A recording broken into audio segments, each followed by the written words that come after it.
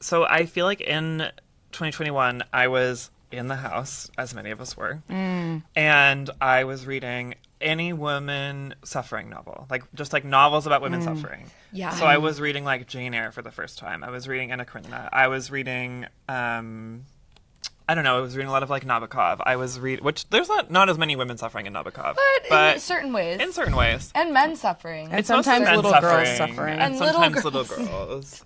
But I didn't read Lolita during that year. I only recently read Lolita for the first time, and that was Yeah. upsetting. It's but really It is a upsetting. good book. Yeah. It's my opinion. It's hard to...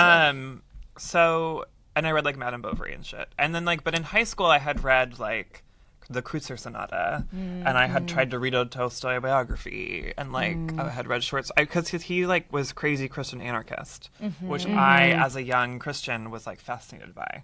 Wow. So I read a bunch of his like weird parables and like his religious texts. But he was a horrible misogynist. Because if you read Andrea Dworkin, you know, if you read Intercourse, she And does this. famously, completely uncontroversial. Another uncontroversial person. Okay, but If she you read was a stable genius. Speaking of stable queens, Yes. but she wrote this whole section about the Kreutzer Sonata, because the Kreutzer Sonata is about a guy who murders his wife and is like so happy about it and like getting away with it, and she's like textbook misogyny, and then she sort of like goes through Tolstoy's life and is like he was being really fucked up to his wife, even though he was supposed to be this like great suffering Christian.